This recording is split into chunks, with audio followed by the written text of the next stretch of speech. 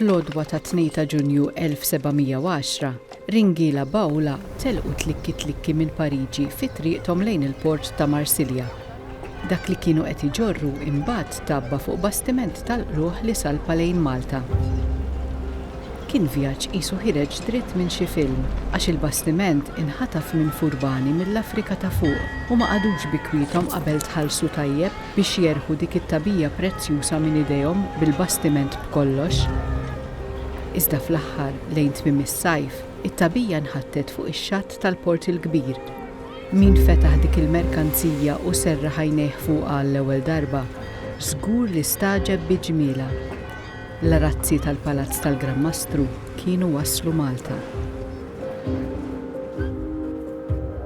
Fi żmien il-Kavallieri ta' San Ġwan, kull Gran Mastru ġdid kien jagħti dik li kienet tissejjaħ ġojja, jiġifieri rigal lill-ordni minn butu fl-okkażjoni tal-ħatra tiegħu.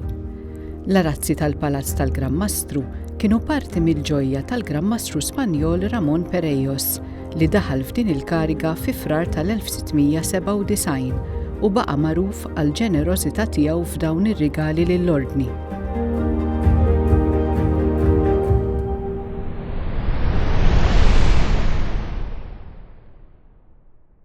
F'Awwissu tal-1708, Perejos kiteb lill-ambaxxatur tal-ordni f'Pariġi u ordnalu jieħu ħsieb il-kummissjoni ta' 7 arazzi għall-palazz tiegħu fil-Belt Valletta. Fil-fatt, xarejn wara ġie firmat kuntratt mal-Fabbrika Gobelin ta' Pariġi biex sa Marzu tal-1710 jitlesta sett ta' 10 arazzi kbar għal mal-ħitan, 7 pannelli għal matwieqi u pannella għal mal-bieb. Skont ix-xewqa tal-Gran Mastru, l-arazzi kellhom ikunu bħal dawk tal-Palazzi Rjali ta' Versailles fi Franza, iżda b'xi aġġustamenti billi s-sett ta' Versailles fih 8 arazzi kbar u mhux 10. L-arazzi nħadmu fuq sett ta' disinji magħrufa bħala cartoons bl-isem Tantour des Indes. Dawn huma msejsin fuq it-tpinġijiet li jagħmlu ż-żewġ artisti, Albert Eckhout u Franz Post, tul spedizzjoni ta' 7 snin fl-ewwel nofs tas-seklu 17 fl-Afrika u l-Amerika t'isfel, f'artijiet li kienu ġew skoperti seklu biss qabel. Wara l-ispedizzjoni, it-tpinġijiet ġew ippreżentati lil bosta mexxejja u rejiet Ewropej, fosthom ir-Re Luigi 14 ta' Franza li għaddihom lid-direttur tal-Fabbrika Gobelin biex minn fuqhom jinħadmu l-arazzi għall-palazz tiegħu.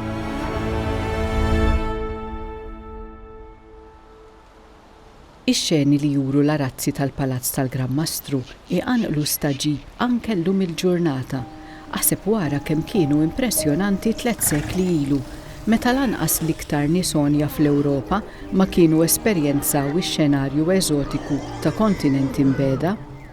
Min il-junfanti u rinoċeronti sa' zebri u leopardi, personaġġi li bsin skont il-kultura tagħhom, insetti u tjur li ħadd ma kien rabħalhom qabel, l-arazzi kienu u għadhom festa mlewna ta' ġeografija u storja naturali li tħarrab l-immaġinazzjoni u tħallik nifsek maqtuħ.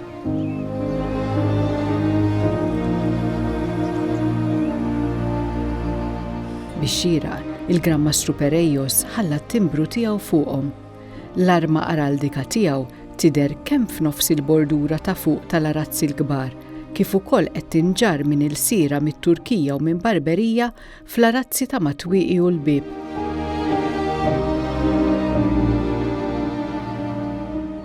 Il-meravilja tal-arazzi tal-Palazz tal-Gran Mastru ma teqafx man-nies ġakkulurita ta' xeni li ma jaħarbilhom l-ebda dettall.